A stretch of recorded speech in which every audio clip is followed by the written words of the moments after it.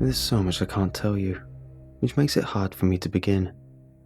I can't tell you the place, other than it's a desert in the US, far from any city.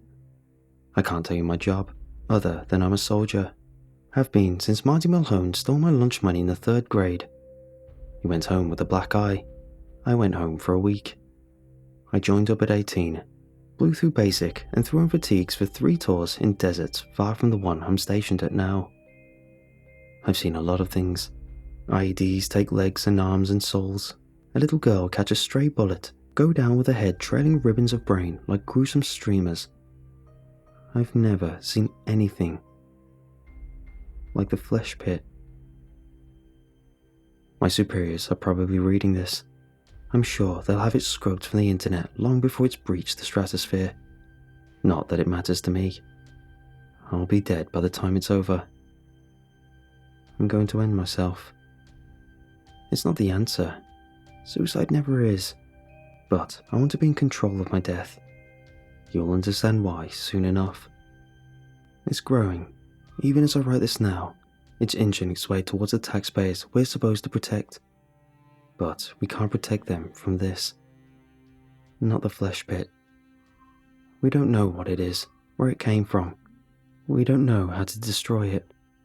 Not yet, anyway. We only know that it grows, that it eats. It's a massive sinkhole in the desert crust, a fleshy, gaping mouth expanding every day, minute, second. It's miles wide now. Wasn't that big when I first got here? It was no bigger than a swimming pool, its fleshy walls caving down into a deep, sunken cavity that bubbled, shifted, moved like melted cheese in a simmering pot. Looking at it made my stomach curl with nausea. But the smell. I've known the scent of brain matter blackened by gunpowder, of disemboweled guts cooking in the desert pan after an ID chewed a Humvee to scrap. This was worse. A damp, rotten reek that tunneled up your nose, down your lungs and settled into your chest, nesting there like a dead thing in the walls of the house. A smell that usurps all others, lingering even when you've left the flesh pit behind. You'll never smell anything else again. I've been here for 5 days. Got here 2 days after it was discovered. By then, checkpoints were scattered around its circumference. Sandbags, tanks, coils of concertina wire 4 men high. Overnight, that was all gone, including the 24 seasoned grunts stationed around the perimeter. The flesh pit had taken Uncle Sam's sanctioned guns and assimilated them into its living walls. No one knows how it happened. They only know that by morning it was the size of a football field. It was growing faster than we could blink, ever expanding, eating away at the cracked desert skin, turning it into a shifting layer of flesh. Higher-ups wanted it contained, needed it contained, destroyed preferably. It was only a matter of time before the media circus fell out of their clown cars and projected this living nightmare to the outside world. That was where I entered stage right. Sort of. Like I said, I can't say much more than I already have. They'll know who posted this. But it's not for my safety. It's for yours. The less you know, the better. Which means you shouldn't go poking around for the SEA. That's the Supernatural Enforcement Agency. I'm only telling you for the sake of context. Other than that, you do best to sit on what you already know. Let the media talking heads do their dirty work. It's their job after all. You might be wondering how I got involved with the SEA. It's simple.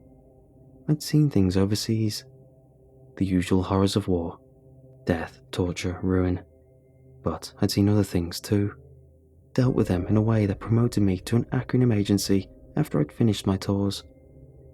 That was how I found myself in the SEA. Not to say I wore a tie and aviators smoked over my eyes. I still wore a uniform, with medals. Made me seem important, which I guess is true.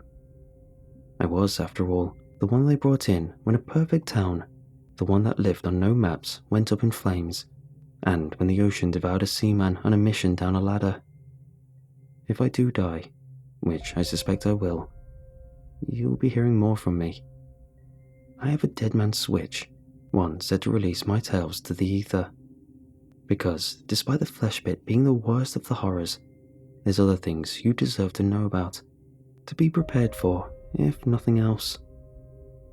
The siren sounded at midnight. It cracked the darkness in half.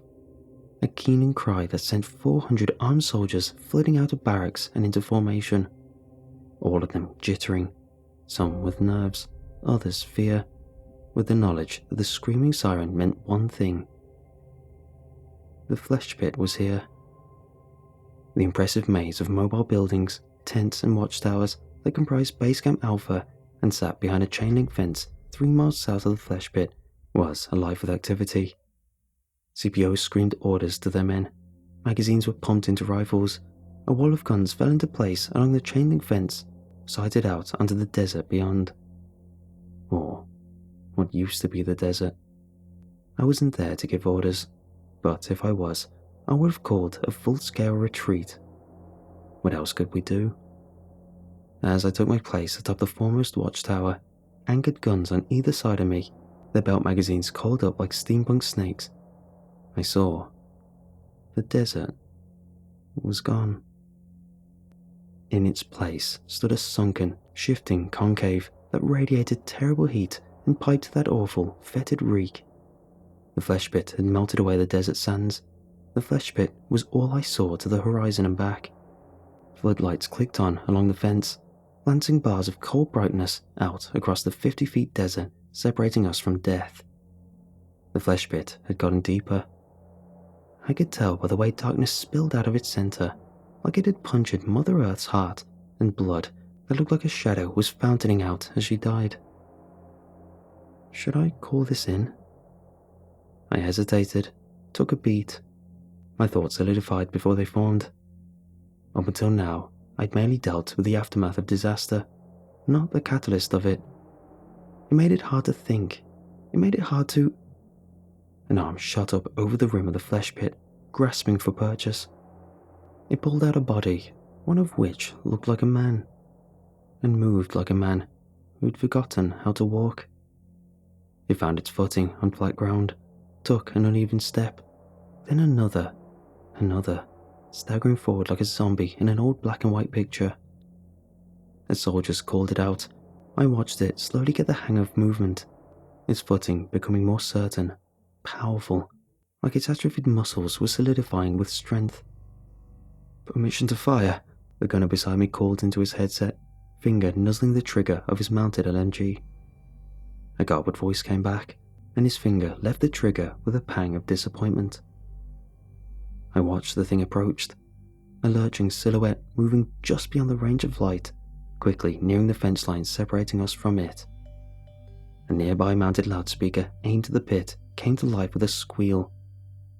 "Identify yourself," a hollow, angry voice roared out. The figure continued forward, moving like a marionette in the hands of an unskilled puppeteer. I squinted. Then it stepped into the light and a bolt of horror slugged me through the center like a clenched fist. "Jesus Christ," the gunner beside me hissed. "Jesus." The man who moved like a broken toy was made of nothing but flesh. Faceless, featureless, a twisted parody of a human being, one cast in melted, waxy meat and given life by something alien and awful. A voice filtered through the gunner's headset, and his finger found the trigger once more. I plugged my ears as gunfire split the night in two. A spray of bullets cut the fleshman apart. His top half fell forward with a heavy smack, bubbling out across what remained of the desert ground like liquid meat.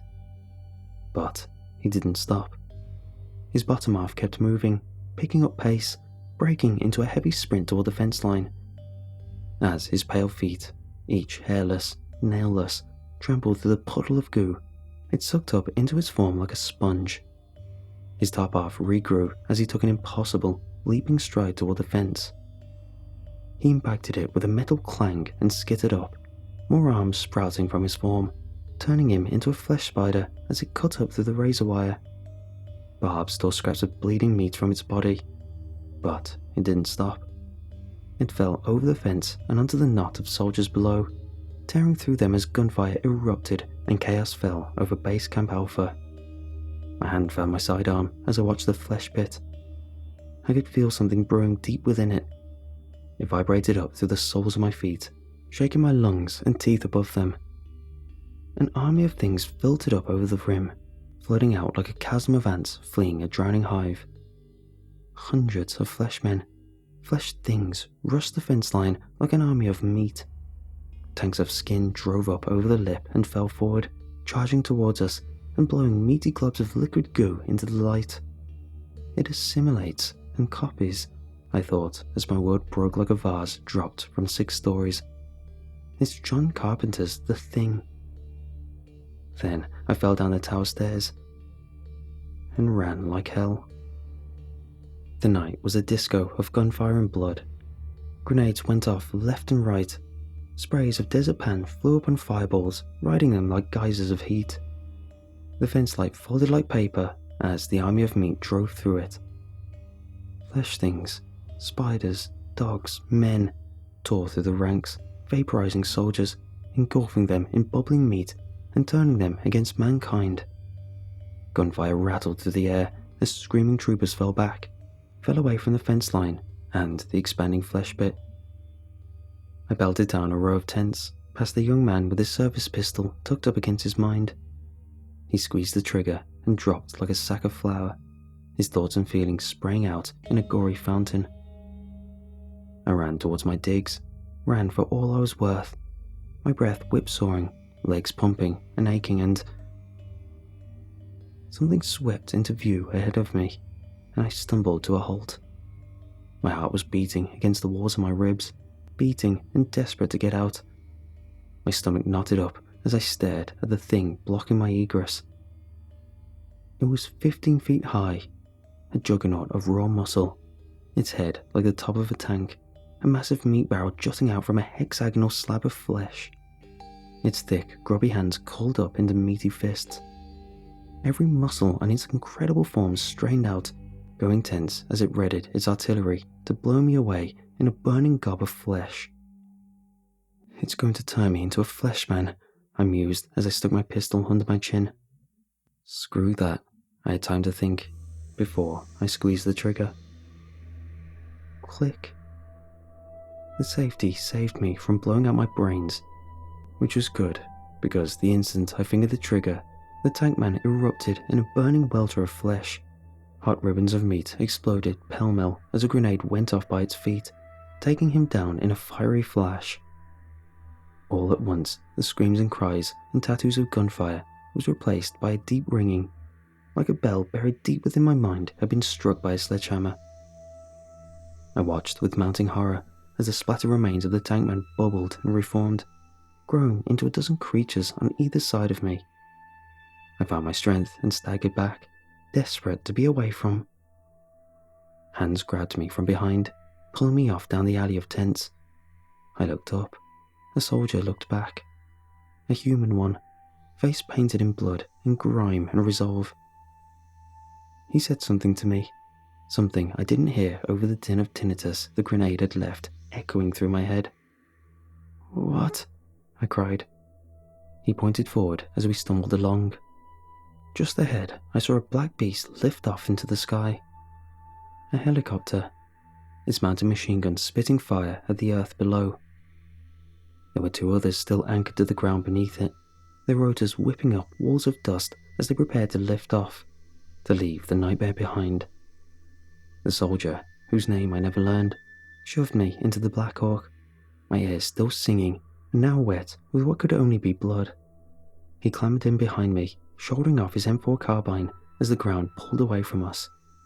He socketed the gun to his arm and began firing off tight bursts into knots of flesh things shredding through the ground below. I watched like a person in a movie theater, my screen, the small sliding door etched through the belly of the chopper. I watched as desperate men screamed and waved, begging us to return. I watched as they were devoured by flesh things raging through Base Camp Alpha like a plague. I saw crackles of light as guns went off in futile protest of the war against humanity. Clusters of flames burned bright, sending flocks of sparks floating up into the midnight sky. Men died, bled, screamed.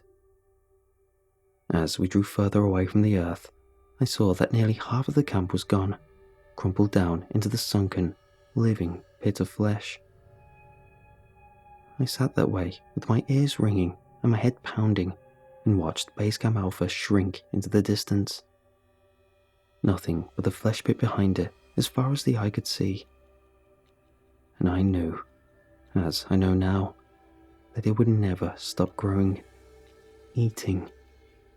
It won't stop until it's replaced the whole world with an ocean of meat.